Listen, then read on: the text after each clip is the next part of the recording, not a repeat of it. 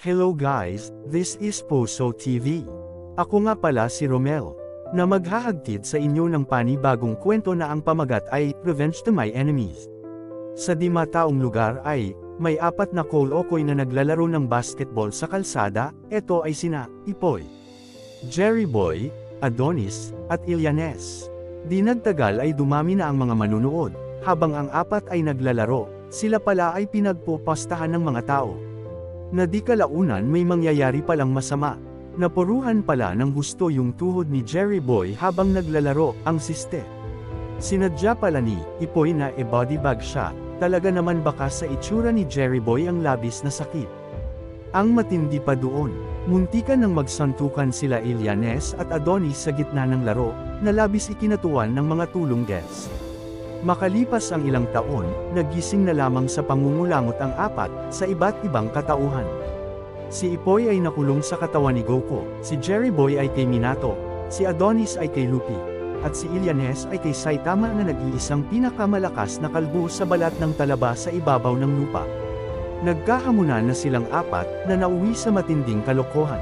Agad sinugod ni Ipoy si Kalbo, si Ilyanes pala. Pagkasugod niya ay agad nakaporma si Ilyanes upang suntukin sa mukha si Ipoy, at si Adonis naman ay agarang tumakbo upang awatin sana sila, pero feeling ko sasali din naman siya.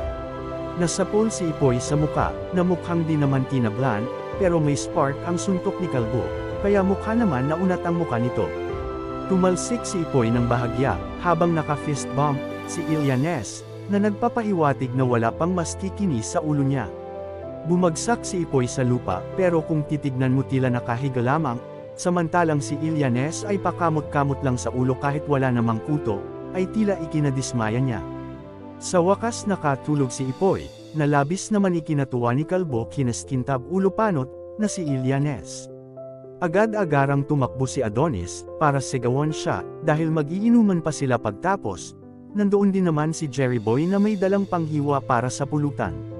Nagising si Ipoy sa ingay ni Adonis, akala ni Ipoy mag-iinoma na sila, wala naman kaalam-alam si Kalbo, nagising na si Ipoy, samantalang si Jerry Boy ay nagmamadali at mababakas sa itsura nito na akala mo'y walang gagawin masama, pero mukha palang alam ng mangbabalya yan. At ayun na nga, isang flying kotong di alimpungatan ang natikman ni Adonis sa mga kamay ni Jerry Boy, yung dalawang asungot ay wala naman kaalam-alam sa nangyayari, nakahiga pa rin si Ipoy, tuwang-tuwa pa rin si Ilyanes, habang ang dalawa naman ay nagbabalyahan na. Hindi pa nakontento si Jerry Boy, binigyan pa niya ito ng sipa, na nailaga naman ni Adonis, subalit labis pa rin ang pagkagulat nito sa ginawa sa kanya, na mismo ang bunganga niya ay pwede mo nasalpakan ng 10 talong.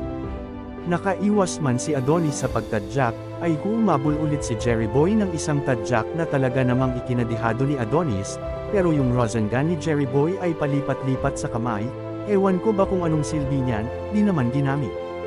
Agad nawala ng malay si Adonis, naalala niya kasi yung napanood niyang palabas sa TV, na kapag may malaking oso, ay huwag mag-atubiling magpatay-patayan, samantalang si Jerry Boy naman na akala mo naglulu, sumakit ang mga kamay kakalipat-lipat ng Rasengan. Unti-unti din niyang nararamdaman yung gout na iniinda, at yung injury na matagal niya nang inaalagaan ay lumala ng gusto, samantalang si Adonis na akala mo na himatay dahil tinurukan ng karayom, ay wala pa rin malay. Patraidor ginawa ni Jerry Boy ang pagsalakay kay Adonis, habang si Ipoy naman ay natutulog ng nakadapa. Si Ilyanes naman gusto pa humilit ng isang laban, akala mo'y mawi na nag-aamok sa kalsada. Si Adonis naman ay dahan daw ang gumagapang, sa pag-asang lubayan na siya ng 2 tukmo, dahil bakit pa daw siya sinali sa eksena. Dito nagtatapos ang kwento, maraming salamat sa panunood.